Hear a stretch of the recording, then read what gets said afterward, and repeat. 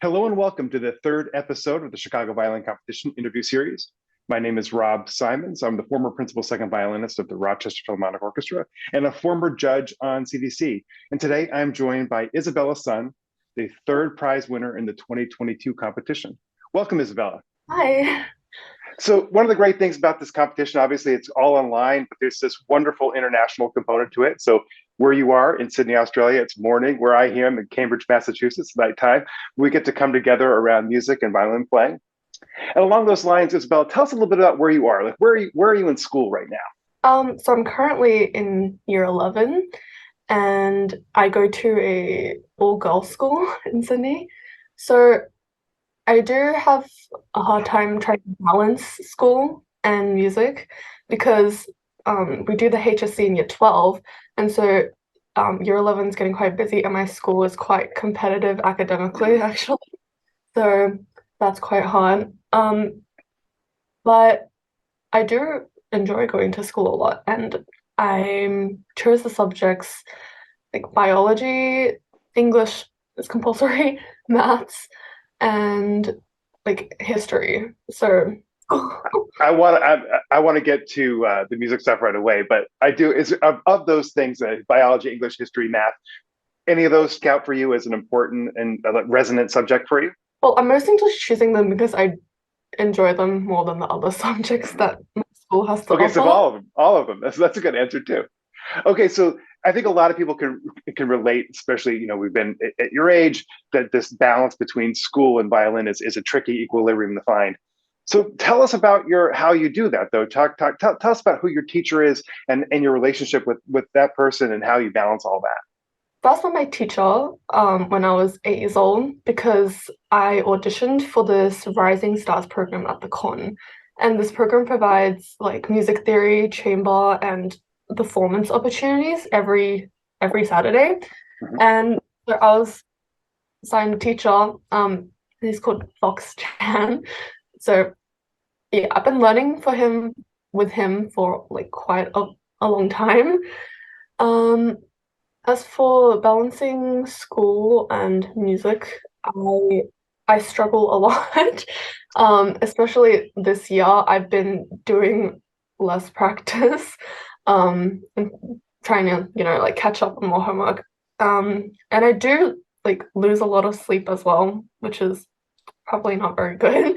Um, but I got to do what I have to do. Yeah.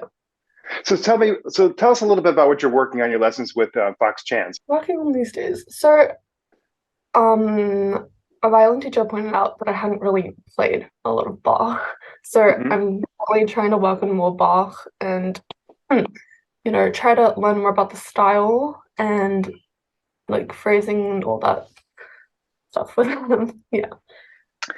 I had a previous conversation with one of your competition colleagues, and she talked about how during the pandemic, a fellow Australian as well, she talked about how during the pandemic that was a time for her to really immerse herself in the music of Bach. Did you find yourself doing that during the quarantine? I tried to, but I think, I was a little bit irresponsible during quarantine. Yeah, I think we all suffer from that a little bit. So, all right, so you've got this kind of two worlds. You've got this competitive school, competitive conservatory type training.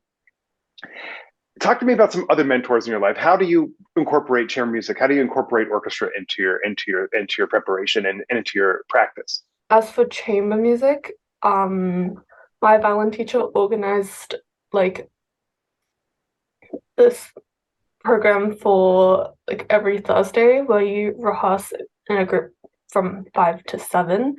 And um we attended the strike like national striker chord competition. Hmm. And so what they do is they can offer you like an opportunity to have a lesson with like a mentor, someone from like another chamber group. And so we've had that twice actually. So that was really nice to get like a different view of how we can play the different repertoire.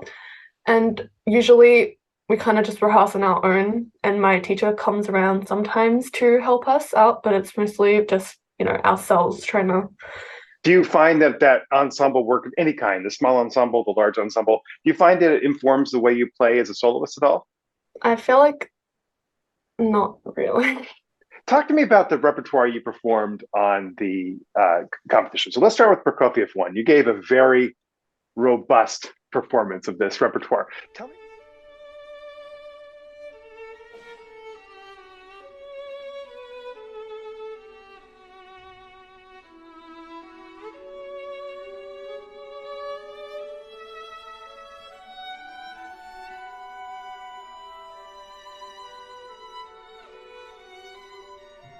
Repertoire. Tell me about some of your influences in this music. Who do you most look up to in this repertoire?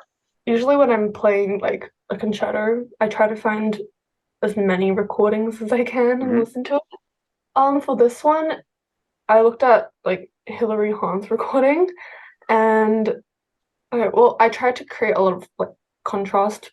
I don't know if it like showed in the video, but I feel like the contrast I did create got lost in the process of trying to make my sound bigger in the Mm-hmm. whole, which was quite unfortunate. But so for example, like the beginning, I would always try to like imagine some sort of scene to help me, set the mood.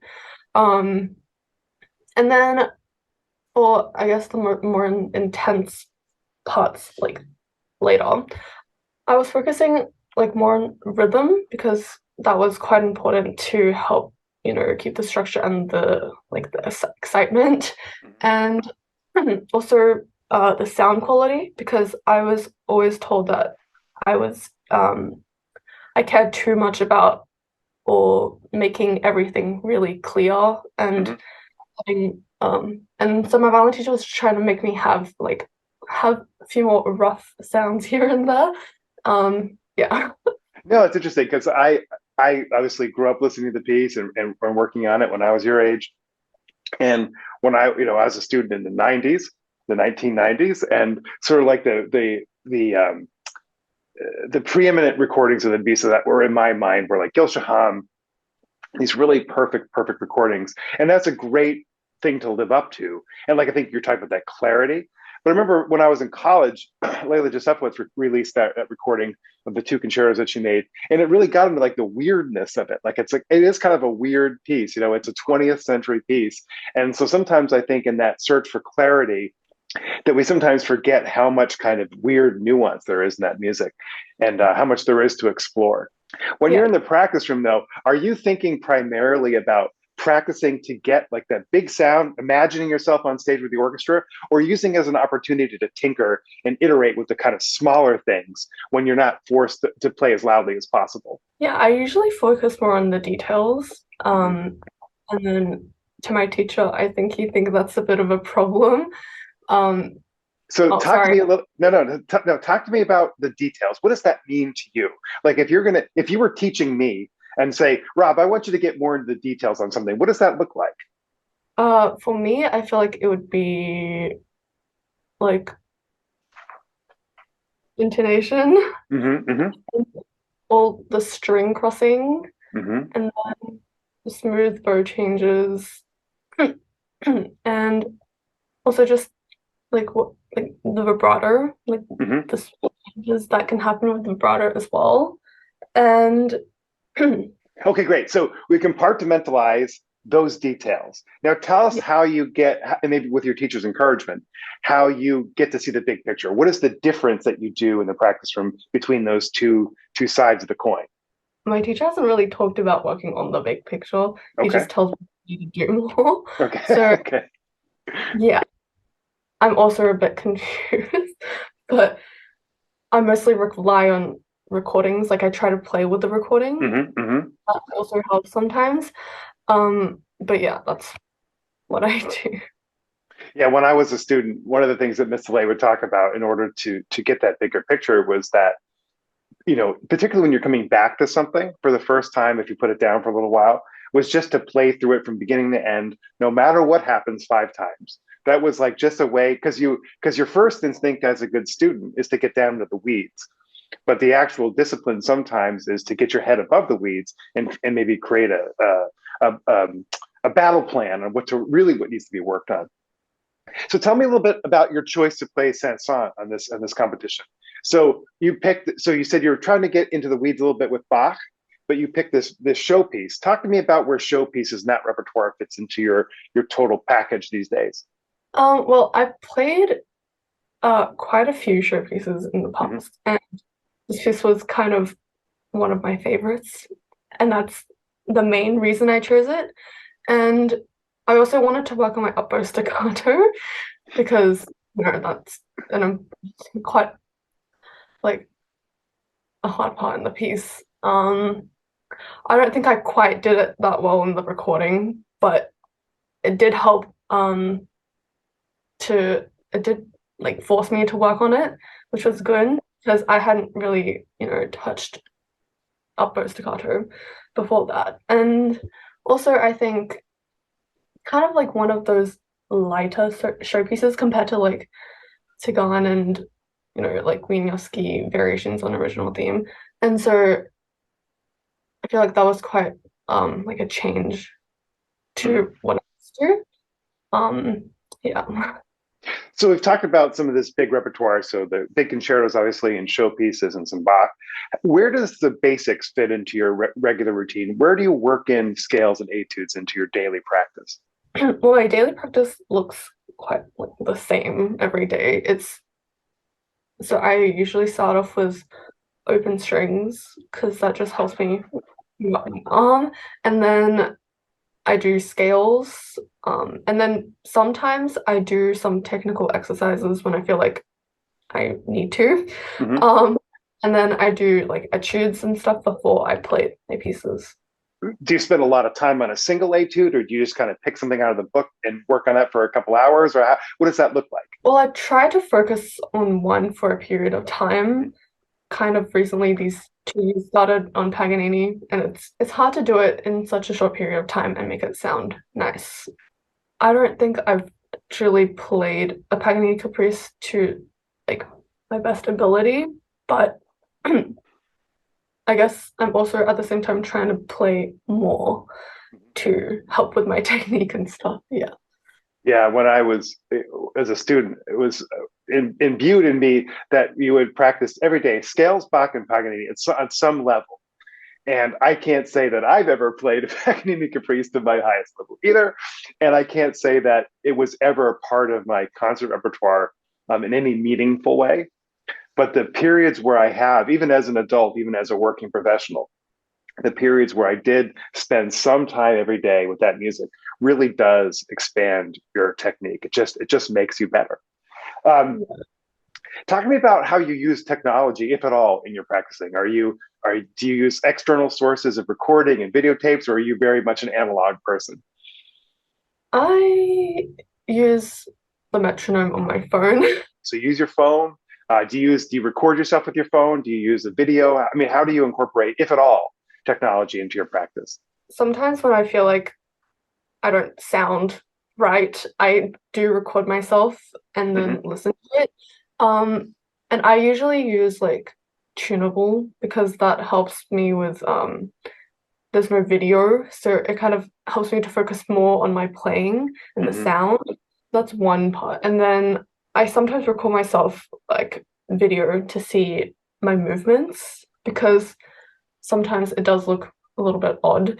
So I have to fix that as well. And then I use my AirPods to play with the recording sometimes. So I just stick one ear in and then play with the recording. And I think that's all I use. Yeah. Yeah, the AirPods, as you can see, I use them too. They were a game changer for me because as an orchestra player, you have so much repertoire to learn every week.